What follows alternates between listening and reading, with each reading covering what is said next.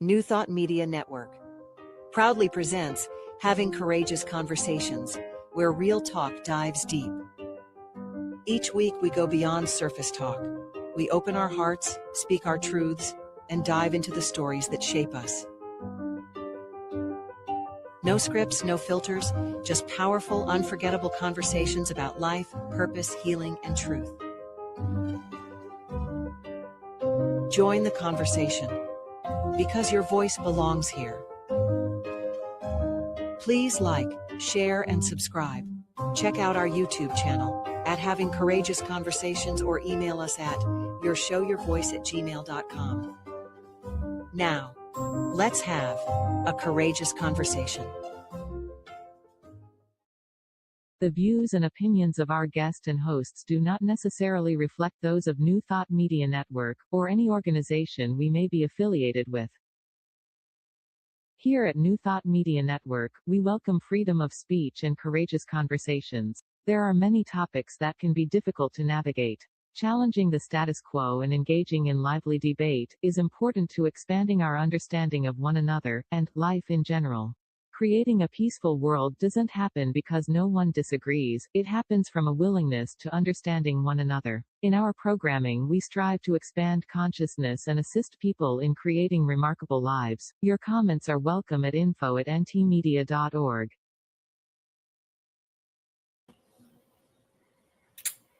Thank you for joining us for another courageous conversation where we explore truth, growth, and conscious living. We believe that when we speak from the heart, listen with compassion, and hold space for one another, we create possibilities for healing, growth, and real connection. My name is Cheryl Rogers, and it is my joy to be here with you today. And joining me is my wonderful friend and co-host, Mark Dupuy. And together we are honored to facilitate these powerful conversations with these wonderful guests that say yes to being on the show. So, Mark, I'm going to let you introduce today's guest. Thank you, Cheryl. With pleasure. Eamon and the two of us were having a conversation before we went live, so it's been a pleasure to do that. Mm-hmm. Eamon is the director and minister of the New Thought Men's Community. Their vision is building healthy community. Their vision is building healthy masculinity in the world. Eamon. My goodness, I got to stop and start again. Eamon supports wholeness through heart and soul healing work and creating sacred spaces that nurture and bless community. He finds deep spiritual connection through the New Thought spiritual philosophy and men's soul work for over 30 years. These experiences have had a profound transformational healing impact on his life. I look forward to digging in there a bit later. And he now shares his wisdom through the New Thought Men's Community. He has led hundreds of men's groups, from the small groups to major retreats, gatherings, and international summits. I think I need to go wash my mouth to get it to work better. His book, The Blessing Circle, is about the future of men's work, connection, community, brotherhood, and powerful belief in the brilliance of ourselves, the future of masculinity, and the blessing of the world. Thank you for joining us. And I gave you a heads up that I was going to poke the bear with a first question. Yeah. So in the intro, what I hear is a lot of men's community, men's soul work. And if we're all one, why is it just with men? Great question. There is the paradox, right? There's the paradox that we're one, that we're this spiritual being, that we're one with the cosmos, we're one with everything, we're connected on this deep level, that there is no difference Sonny Cantrell Smith was on our summit today talking about spirit has no gender. And that's the truth. And then paradoxically, we are these human beings with these neural feedback loops, with this heart, emotional experiences, these mental experiences, these physical, visceral experiences of life that we have going on all around us, and the bumping up against other independent, unique, and different experiences of individuals manifesting, these spirits manifesting as individuals in the world, about 8+ billion of us these days, right? So therein lies the paradox of how do we really honor and bless who we are as this human expression and this human experience, and then also at the same time be able to honor that larger picture of I see you. I understand you. I get you on this soul level. We are the same. We are equal. No one can be more spiritual on that level than another. There is perfect equality there. And so therein lies the challenge for us as human beings, right? To bring that greater wisdom, that divine connection, that part of ourselves that is beyond time, beyond space, that is connected to all the knowingness of the universe and the cosmos. And here we are in these physical bodies and having this human experience. And like you with the intro, I have dyslexia, so I was just loving you in that moment. That's how I read sometimes. So, we all have these quirks and these histories, these upbringings, these impacts and influences, both amazing and incredible, and also painful and traumatic on some levels, as these human expressions, and trying to live our lives and find more joy and happiness and fulfillment and love, abundance in the world. So I have to say, Eamon, when I first met you, I was so excited that there was somebody who was doing male spirituality, like bringing in the masculine side of the spiritual movement, because I don't know about many other communities, but certainly in ours, we have a shortage of men in our spiritual community. It's mostly women. And I've seen that in a lot of groups. So I love that you're doing this. So I want to hear from you. What does healthy masculinity mean to you? That's a great question. And really an individual question on some levels. I mean, on some levels it isn't, because given our current social situation, at least here in America, it's like, okay, we're kind of seeing unhealthy masculinity really playing out very prominently in the press and in other ways. And then, also that is a paradox to what's really going on for most men, I would say, in our community and in the world, who are the 80 or 90% who are about this love, who are about being good human beings, about being loving and kind and nurturing, uplifting this greater experience and understanding of equality, of the deeper principles by which we understand it, which is like there's on the one hand, we are the same. We are a part of this oneness and wholeness with the cosmos. And yet, I have differences in my brain, being a neurodiverse person, but I also have testosterone. I also have all these other experiences of being raised in this society that I was raised in by the parents who were raised by their parents in a certain way.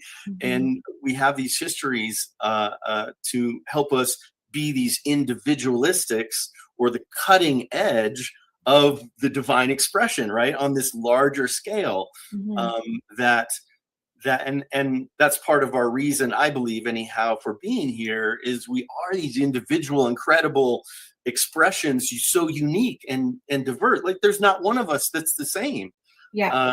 And so it's like we get to celebrate this diversity, and then that's why I think, Spirit loves paradox, because it constantly puts us in these situations where here's your human experience, and we're going to put you as a male on this planet with this kind of, skin color, Conditioning. this philosophy that's, raised in all these influences that you'll take in, and your brain will go, I am this. And then paradoxically, I am infinite. I am stardust. I am, a part of the oneness Mm-hmm. that the entirety of everything is. Mm-hmm. It's So quite what led you to men's soul work? What led you to delving into this masculine side of spirituality? Yeah. Well, as Marg had mentioned, I kind of found this New Thought philosophy and men's work at the same time. And so really delved into that, and wanting to understand myself as a man in the world, especially as a spiritual man in the world. I grew up with 3 sisters and a mom who was very present with me in good ways and bad ways, as we all have. And then my dad, who was very much, they were very much in their roles, right? As they were part of the silent generation. So, they were very much like, I'm the dad. I go to work. I'm the provider. I take the trash out. I mow the lawn, and my mom, who was very much, I am the homemaker. I am, I take care of the kids, and all of those roles. And so, when we're steeped in that, and then I think my generation, I was looking for, because not that my dad wasn't there, he was just very quiet. He was very silent. He was more introverted like myself. My mom was more extroverted. So there were a lot of interesting play going on, even with them in their generation, that were not like, the stereotypical, the guy's supposed to be all extroverted, and the female is supposed to be more introverted, and they were way backwards on that. So that's kind of what got modeled for me, as my dad was really focused on work, and he worked a lot to provide for us. I'm so grateful. And they were wonderful parents, for the most part. Really appreciate them. But I think that upbringing, and having sisters, and not having that outside influence of other men to be able to go, what is the now experience of masculinity? And so when I started to question that, and work with that question of, who am I as a man? Because my dad was a very kind and gentle and loving man. And as we were talking about earlier, very Catholic. My folks were very Catholic. I was brought up Catholic. And so, they were, he especially was kind of the very silent type, and which I can relate to. And I even, in a lot of ways, I took on, and still have today. Although you wouldn't know it right now, but I prefer that. I live in the mountains here in Colorado, and I love my isolation. I love my time alone. It helps me rejuvenate. But when I got together in a group of men, and especially started doing retreats and things like that to get in touch with that, I found a men's group. I found a mentor, actually. And he was, of course, brought to me by a woman in the church that I knew. And so even I found men's work through the women through this woman who loved me and wanted the best for me, and introduced me to her friend. And he mentored me and another guy that I knew.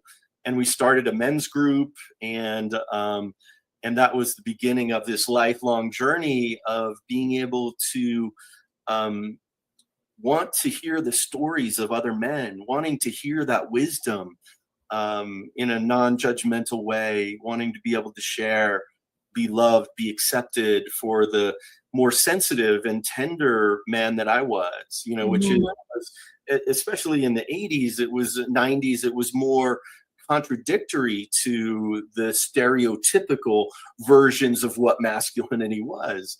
And so me being more in touch with my feelings, me being more in touch with my intuition and those kinds of things, and sensitivity, empathy, really, I think, had a huge impact on me and gave me a feeling of like, I don't belong in this box of what masculinity looks like. How do I figure out how to belong, or where I belong, or who I am, or, you know, those ancient questions from the Greek philosophers: who am I and what am I here for? You know, that we all on some level ask ourselves in this journey of life. So I think that was the most powerful thing. And then I have been in men's groups ever since. I was in one men's group for over 25 years. And these are guys that, even though our group is no longer together, we still connect on a regular basis, or occasionally when we can, and just check in with each other. And it's brought this just deep love and appreciation for someone who can see me, can appreciate me, can honor me, can love me for exactly where I'm at, and I them. And to be able to have those relationships, even when, like, we had to put an agreement into our group that said, hey, if you get seated, you have to stay seated, because there were times when people got angry, that fight flight takes over, right? And so we're like, forget you, I don't like what you said, or I'm out the door. Where I learned that I didn't have to fall into those categories of fight or flight or freeze, that I could actually sit in the extreme uncomfortableness at first of having drama or having conflict in a group or with another individual, and to be able to sit in that and go, know that the group is holding that high vision of health and well-being and healing, and they're holding that container, as it were, of that. And for me to be able to express my feelings, the other person be able to express their, hey, I really didn't like what you said, I felt that was very insulting, I'm really pissed off at you right now, and I kind of don't like you. And to have those conversations and to help have those be facilitated, and then to get to a place where there is resolution. I think in our society, or for a lot of us, maybe not all, but we don't get that resolution sometimes. We're like, okay, fine, I'm mad at you and I'm just gonna go away, and then I'll come back and that'll be the resolution.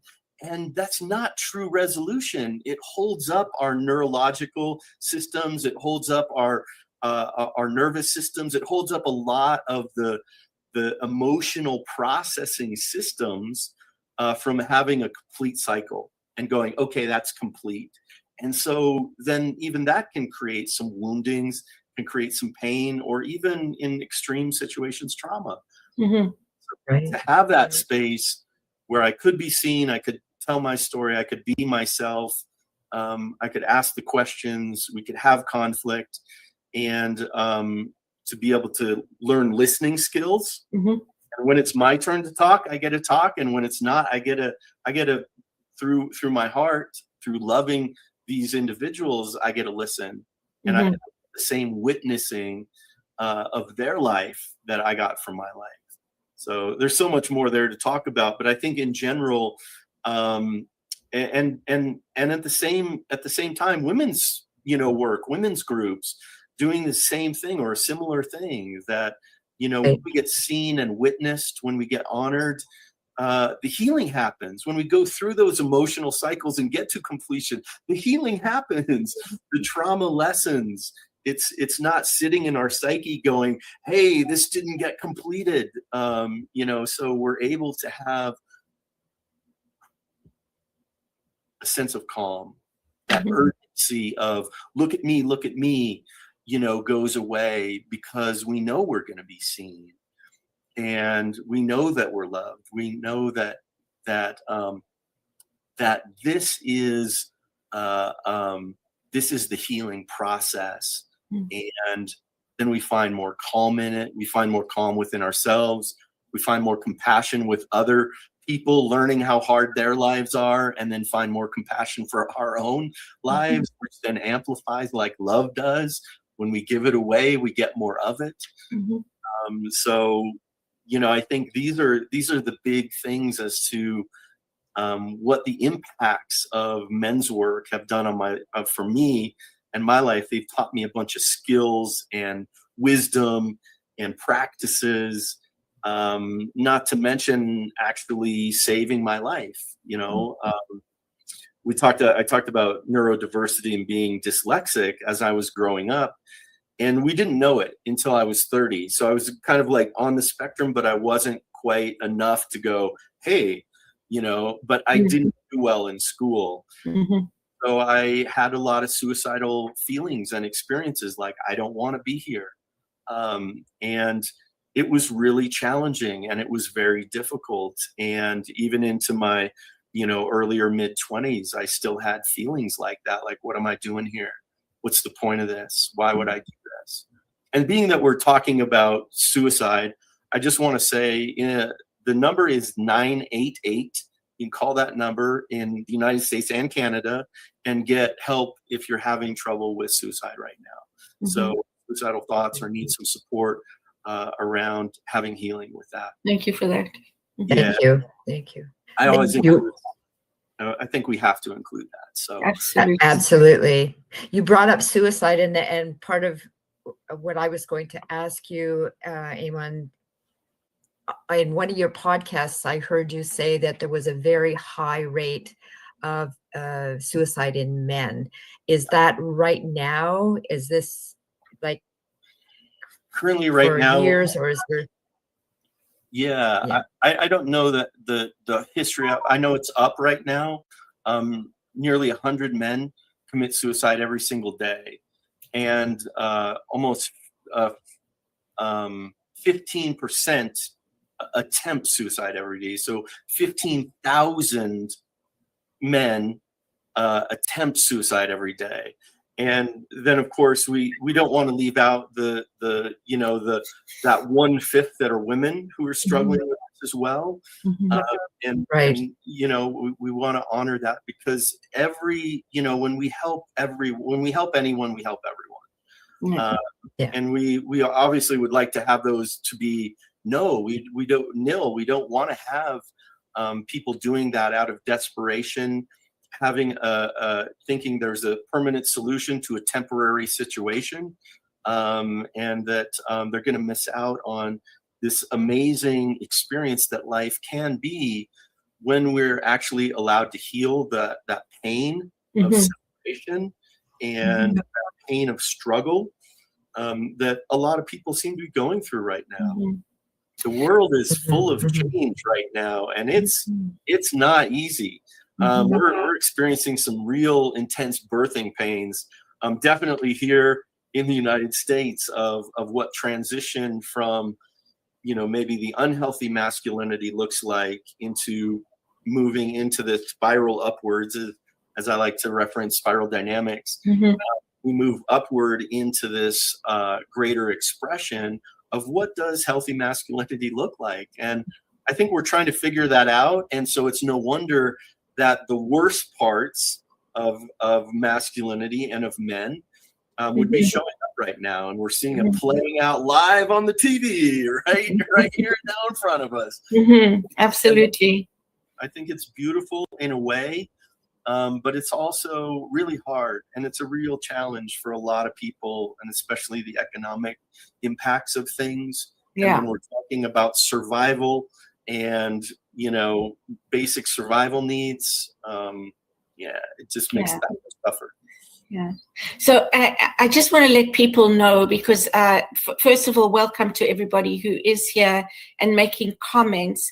If you think that you're alone watching, or there's only a few of you, know that this show is being broadcast on many different channels. So we have different people watching in different places. New Thought Media Network, Unity Kitchener, I believe ANTN as well, or that's coming, so this show is being broadcast in many different areas So if you think you're alone, you're not. So just wanted to say that. Well, yeah, you brought up, because I was going to say to you, what do you think the reason is that so many males feel the need or the want to escape this reality? But I think you basically answered that by saying, economics, unhealthy masculinity. Are there any other reasons that maybe we don't think of, that perhaps men are sensitive to, that make them not want to be here? Boy, that's a question, isn't it? It's a great question, Cheryl. Because if it were just that simple and we could just give people money and that would solve the problem, that would be one thing. Yeah. But it's a deeper thing. It involves the psyche.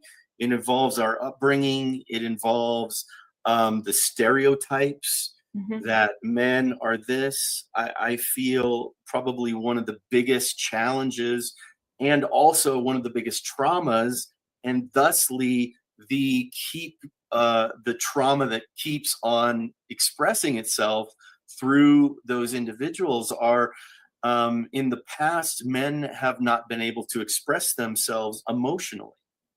And so we see this very narrow band of emotions that men, at least in the past, and I think it's changing, but it's a slow change. When you're talking societal changes, it's always the slow change. But men are okay expressing their anger. Men are okay expressing love if it's with an individual. Men are and this is something that's so, it hurts my heart almost, because it's an experience. It's a shutdown experience, not only from typically parents, but also society, our peers at 2 years old, 3 years old, 4 years old. Men don't cry. All of those cliches, grow up, cowboy up, man up. All of those cliches that we have, that are actually subtle ways of manipulating men to shut their emotions down. And anytime any of us go, I'm going to push that down, I'm not going to feel that, right? It puts it internally. It creates tension and often creates a shadow that we're not supposed to do it. That's not supposed to happen. That's not okay. Yeah. And we learned that at a very young age. And a part of that is our history, like thousands and thousands of years of men going to war. And that's how you prepare for war. You shut those emotions down so you don't want to see guys crying on a battlefield, right? That's ineffective. And so, for thousands of years, we've had this going on. This is a part of almost our DNA on some level, to be able to stand and to be the strong one and to all of these things. I remember Brene Brown was talking to people after a sharing, and a guy came up to her and said, you didn't talk about any guys and, expressing their authenticity and who they really are. Why is that? And she's like, well, I don't include men in my her study. And so he's like, well, isn't that convenient? And he went on to say, my wife and girls would rather see me die, fall off of that white horse, than be looked at as less than, or not this man that I am. And so there's illusion, Expectations. There's this thing that happens about needing to shut that down, and even in relationships, for me anyhow, I can't speak to anybody else's, but it's like for me, I try and be this, hey, wholeness, I want to express my wholeness. And even in relationships, it's like, well, I want you to be in that role of men. And I want you to be strong for me. I want you to do these things. But then where do I get Where do I get heard? You know, so it's not allowing men to be vulnerable and express their emotions. Yeah. I cannot believe this, but we are actually halfway through the show. Okay. So don't go away. We're going to have a short break. And wow, this conversation, I think, could actually not just be one show. It could go on. It could be a series. So don't go away. We'll be right back with more on building a healthy masculinity and Reverend Eamon Duffy.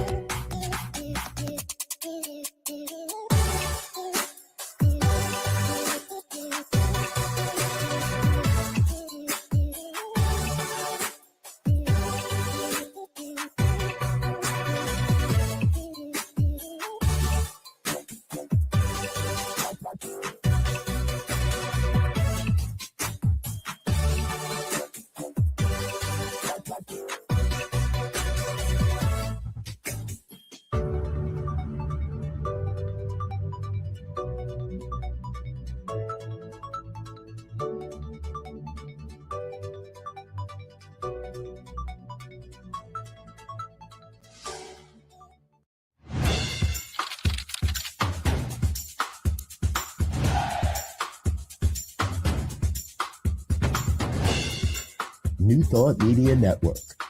We are a global broadcast network of positive music, media, and entertainment, inspiring humanity's evolution along the journey of enlightenment and creating a world of love, peace, empowerment, and prosperity for all.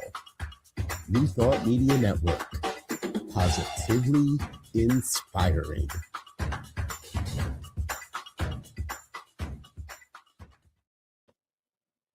Well, welcome back to having We're great back. conversations. Yes, we're back. Marg. Marg, okay. So I just want to clarify, I was poking the bear at the beginning, and I understand the importance of having masculinity, men's spirit group. Oh my goodness, here I am talking about spirit groups. Yes, I understand that, and I understand that you have a broad, open sense of being in the world. I just wanted to poke it a bit just to get to speaking of it. Community. I understand that you are big on community, and can you speak to that and how being in a male community, I'm going to say, is it like a support group almost? Yeah. Any community. I guess what I'm hearing is that what does the men's group look like?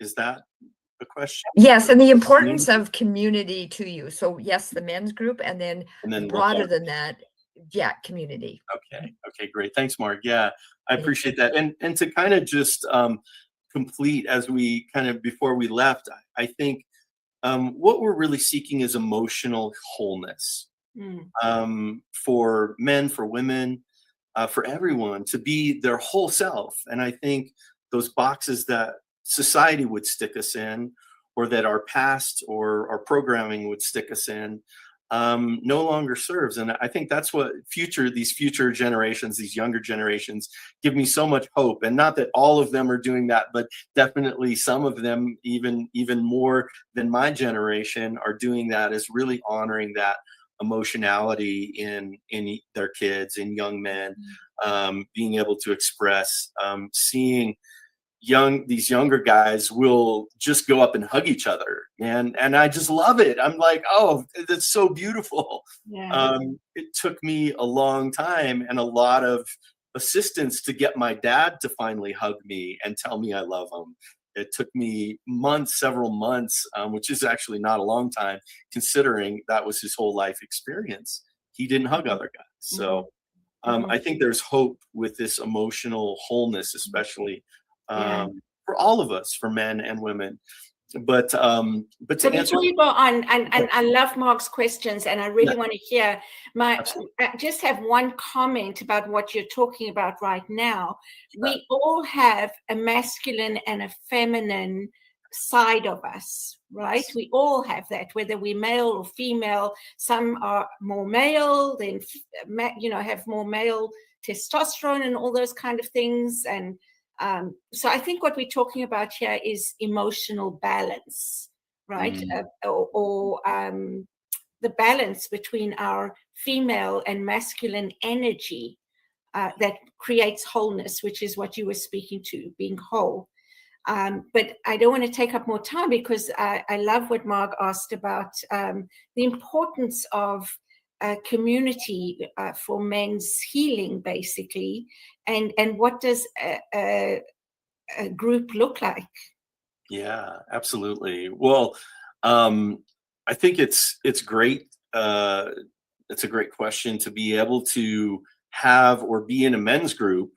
I would say some of the structure, let me speak to the structure real quick.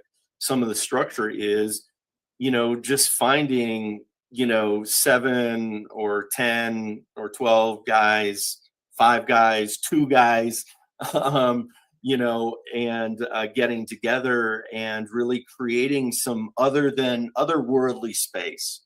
The space that we're not normally in during our regular daytime hours. Like, hey, we have all these kinds of conversations in our day. We can even tell our stories over and over again, but people don't really hear it or take it in the same way as we do in a men's group. We create a separate space. We evoke, we create that safe environment through which we're able to communicate this deeper, more authentic self. Without that safety in any relationship is the biggest piece. To have that, you're either building trust in a relationship or you're eroding trust in a relationship on some levels. And it's not, ever that simple in some ways, but we want to be building trust in a continual way, in a continual manner, and to be able to express that, to have that in a group where you can sit and go, okay, let's do an opening. Okay, let's call in this, the 7 directions. Let's call in our higher selves and our guardians, our guides, our allies, even our ancestors, this genetic lineage that we're a part of, and to call that in and then go, yeah, hey, what's going on for you? And everybody's like, oh yeah, my week was like, it was great, or it was challenging, or it was, here's what's going on. And then, be able to take a second round and go, okay, what's on your heart? What's really going on for you? Like big picture, like heart and mind, like share your challenge with us. And then being able to even move that into a place of how can we bless you? How can we put this into a ritual? How can we take this and really honor it, or provide a tool, or provide some support, or even wisdom, if that's what they're asking for. If they're wanting feedback, guys have to ask for it. We make them ask for it, because we don't ask for help as men. Like, we don't even ask for directions, right? Oh, thank goodness for the for us, especially as men, to be able to go, okay, I need help. And it takes sometimes getting to that extreme experience of, I am really struggling here. I am in so much pain that it's more painful to not ask for help than to say, hey, I'm struggling. I need some support here. And so, that intimacy, that connection with other men, I think provides that.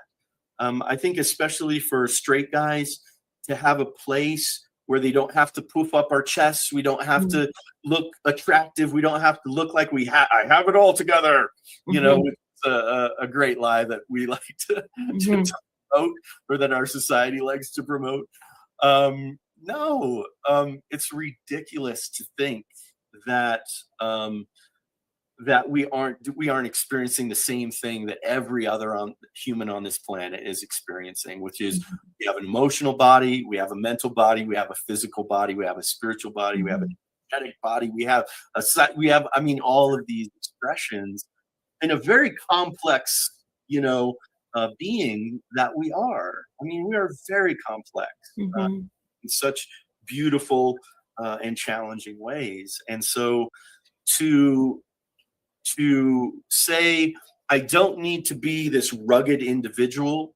I don't need to have this, I've got it all together scenario, that I can think my way out of anything, is just not true at all. It doesn't honor our wholeness, and it denies something within us from being expressed. And then that causes pain, that causes trauma, that causes struggle, that causes all those things. And so by having this men's group to be able to be this authentic individual and have this safe place, especially in our New Thought communities, the spiritual men with like-minded other men, that's the men's group that I love. That's any group that I love, but that's especially the men's group that I love.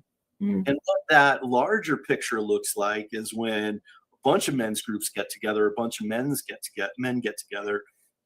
We have a gathering every year that we do. It used to be live before the pandemic. We're trying to get back to the live version, but we have done it online because it's so amazing for us to just get together and for us to practice. Let's put them in a dyad. Let me get in a dyad with one other guy and talk for 20 minutes, 10 minutes each, and talk about these deeper things. And then maybe even have a small group that's talking about these deeper things, and having someone who has expertise and has worked on their tools and has worked on their wisdom, has worked on their processes, it can come in and share those things. And then we get to practice them. I think that's the biggest thing in men's groups. And guys ask me this all the time. Well, why would I want a regular men's group? Why wouldn't I just show up when I have a problem? Because we're building skills. We're building skills that equate to the rest of our lives. We're building listening skills. We're building communication skills. We're building compassion skills. We're building the ability to really hear people and listen, not just wait for our turn to voice whatever we need to voice. Practice taking the armor off, right? That all of us have in this world these days, and be able to expose the tender heart and not have it get stabbed and not have it get made fun of or beat up or whatever. To be able to have that heart space where we can say, yeah, man, this is challenging. And then even larger than this, and this is what the New Thought men's community is creating, is a men's movement in New Thought. We're not just about, although we have men's groups online, because some people don't have access to men's groups, or they're either leading a men's group and they want a place to do their own work. But for them to have that live men's groups where they can get hugs, where they can have the experience, is such a beautiful thing. But this larger experience of being able to provide that space, the training as leaders of men, as leaders in general, that's about the movement aspect of what we're doing. And how do we hold that not only in a men's work, in a personal integration, shadow work, all of the stuff that men's work has traditionally done, but holding it in that new thought context of like, yeah, let's do a treatment around this. Let's do a healing around this. Let's do a blessing around this. That spiritual component of a group of if we look at, oh shoot, I forgot her name, The Power of Eight. Which, I mean, doesn't need to be 8. It's just a bunch of people getting together. And when you have 7 other people around you, or however many around you, holding that high vision and knowing that, not being in denial of what's going on or what's happening. We want to be real and authentic, has to be the first thing. But to be able to hold that high vision that we do in New Thought and this philosophy, that's the thing. That's the gravy. That's the beauty. That's the incredible exponential experience of healing, of blessing, of being seen, of being loved, of being heard, opening that heart, opening us up to that greater good. And when anyone moves more into their wholeness, when anyone moves more into their fullness, into their healed self, into that divine self that we truly are, that we embody that more, it just exponentially grows from there. It's contagious, and it doesn't matter, men or women, all of us, when that's modeled, like Marianne Williams says, it's our light, not our darkness that we're afraid of. So when that light comes on, that's when the magic happens. And then we just see that every time we do gatherings, every time, even online, we see just this beauty and just these mystical, these beyond explanation healing happen. And I think that's the deeper thing of us is, and the deeper meaning behind men's work or women's work, gender work in particular, or even you mentioned spirit circles, where we come together as men and women and do some healing work together. Anytime we're modeling that, we're able to get more in touch with that. It indoctrinates us into that. Oh, that's right. I am this divine being.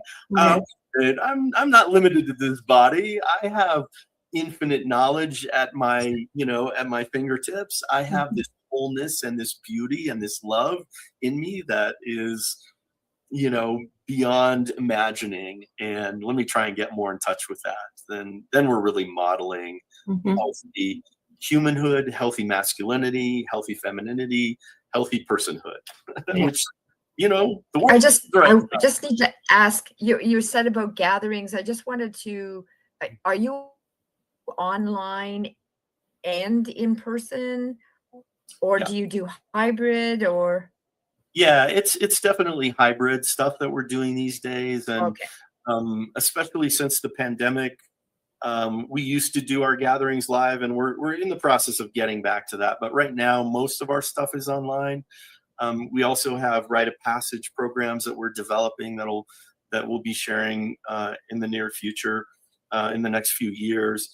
That will be a hybrid version of that. So we'll have a rite of passage experience that'll be live. But then, as we know, it's not about meditating once, right? It's about meditating and building a practice. So, for those kinds of groups, which is rite of passages, it's like a whole 9-month or year-long process of meeting with these people and going through this experience. Like I was given in my 30s, a rite of passage that was just beautiful and powerful, and allowed me and my psyche to be able to go, oh yes, I'm moving into a more mature version of that, of masculinity, where I'm going to let go of those immature aspects of being a teenager or being a young man, and release those to be able to step into this greater awareness of being, an adult, a full-on adulting. And how do I show up in that? How do men come to be part of these groups? Do you find you have a lot of men's groups? You have a few? Is there a certain type of man who or a certain time in their life? Like, how are men attracted to want to be a part of a group? Mm. Unfortunately, in some respects, men as human beings do need to be pushed. It needs to be more uncomfortable. So we see a lot of guys showing up and wanting other men in their life or men's group in their life when they're going through a divorce, especially when they're going through a job change or transition of some kind, when they're having these challenges with being here on planet Earth, they're having financial challenges or just any challenge Right. that feels overwhelming to them, like, oh, this rugged individual thing, I can't actually solve this myself. As much as we can look it up on YouTube these days, there is a necessary component of me being with other people, and especially with men who get it, who have gone through the hell, to say, yeah, man, I've been there, you know, or I've been there in my own way, and I honor your path. Tell us more. And then how we find these groups is in New Thought and beyond. My book, The Blessing Circle, I basically tell my story of how men's work has impacted me in a lot of ways, but how to start a men's group. So what we provide as the New Thought men's community is not only you can be an individual member, and if you're just an individual, hey, I want to be a part of a men's group, and in that membership, you get to show up to our men's group every single week if you want, or more, and and then there's the other aspect of that is a community membership within us, and the community membership gives the minister and any guy who wants to start a men's group in their community access to all of these videos. We have hundreds of videos right now in our library that do exactly what we've been talking about. They have an opening meditation. What we're doing in the summit, we're building this library. They have an opening meditation. They have a talk about something: forgiveness, love, happiness, struggles, financial, whatever it is, abundance. And then a closing blessing so that men can get together. They can do their meditation. They can do their check-in. They can watch the video and discuss it and start building trust between them, and then have a closing. So even a guy who is fairly new to New Thought, is fairly new to Unity or the Centers for Spiritual Living or UFBL or independent metaphysical centers, we have access to this, and they can choose the topic. The group can choose the topic and what they want to work with. So that's one way of creating men's groups, and there are other men's groups out there. So we're not the only one. We're definitely the one in New Thought that's creating men's groups. Yeah, you can see our Sunday circles and our Monday circles for men. Oh, cool. Our leadership training. Yeah. So all of that stuff, and we have so many guys who are leaders of men's groups in their spiritual communities who come to us and go, how can I get more training? How can I have a deeper understanding? How can I learn to create rituals? How can we, think outside the box? And they're just a guy who's new, a practitioner, even ministers who come and go, hey, how can we do this in our community? So as we're coming to an end, which it's crazy. Like Mark even messaged me like, wow. How can women and non-male allies support men? Yeah. Like I said, I found men's work through a woman who encouraged me. And so, men listen to women. The women that express, that are caring towards them, the women who can come to husband, son, nephew, friend, someone at work, I don't that well, and be able to say, hey, did you know? Yeah, right. Yeah. I think biggest thing. Yeah. And of course, we're all inclusive, here in the New Thought community, as well as the New Thought men's community. So, straight, gay, bisexual, transgender men, if you identify as a male, and are wanting to do the deeper work, because that's what we're about. We're about doing the deeper work. This isn't a social club. There are lots of guys who do have social clubs, and that's fine.